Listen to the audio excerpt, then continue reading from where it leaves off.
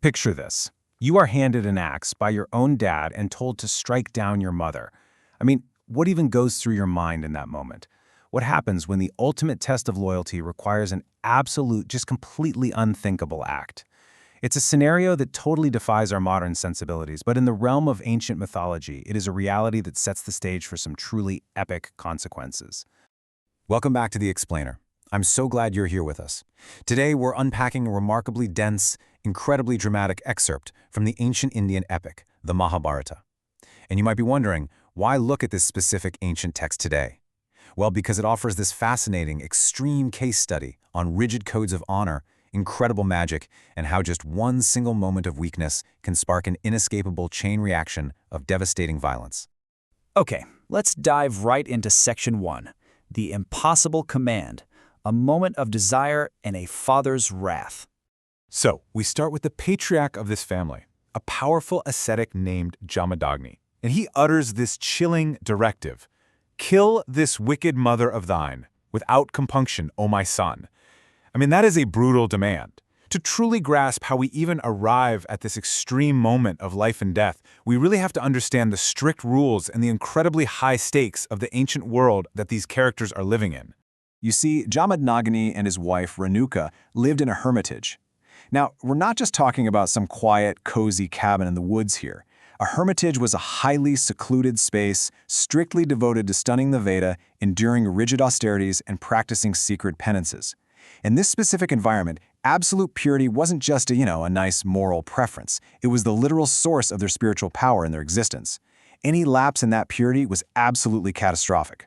Now, what's really interesting about this is how incredibly fast that vital purity gets compromised. Let's walk through this inciting incident chronologically. In the morning, Renuka, who's known for her pure and austere life, goes down to the water to bathe. By midday, she spots King Chitraratha sporting in the water with his wives, wearing this magnificent lotus wreath.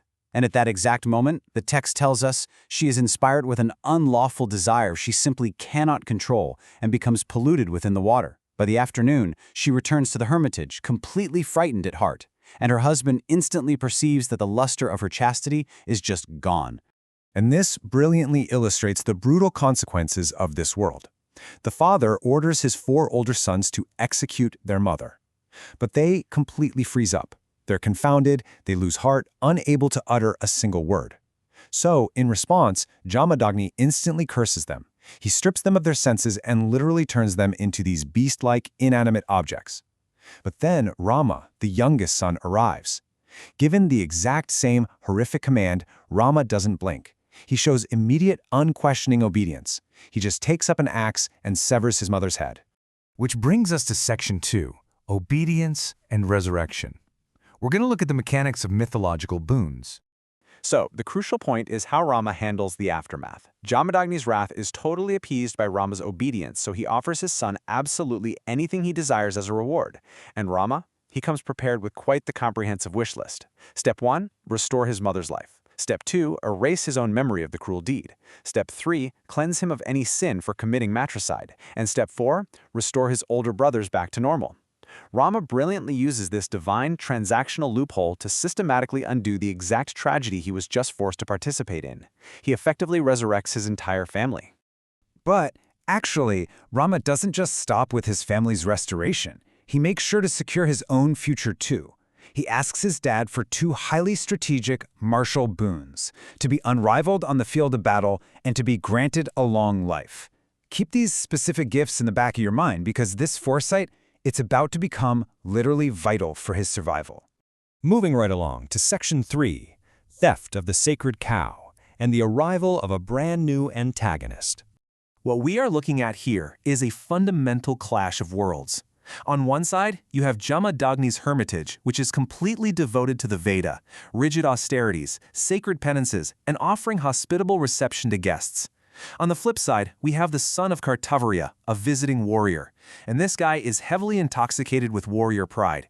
He's totally defiant of any resistance, and he basically relies entirely on aggressive force.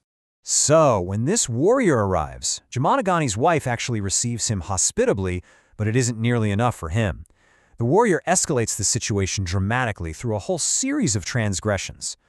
Displeased with his reception, he forcefully seizes the chief of the cows, a vital animal, by the way, because its milk supplies the sacred butter for their religious rites. He completely ignores the loud, tragic cries of the cow calling for its calf, and then, just to show off his sheer physical dominance, he wantonly pulls down massive trees in the surrounding wood. Unsurprisingly, this brazen theft incites a deep, boiling resentment in Rama. And that catapults us into Section 4, a cycle of vengeance and the steep price of retaliation. Rama rushes into battle against this warrior, whose name is Arjuna. And to truly understand the epic scale of this conflict, you have to know that Arjuna possesses a staggering 1,000 massive, wooden, bolt-like arms. I mean, imagine trying to coordinate 1,000 weapons at once. It is an absurd tactical nightmare.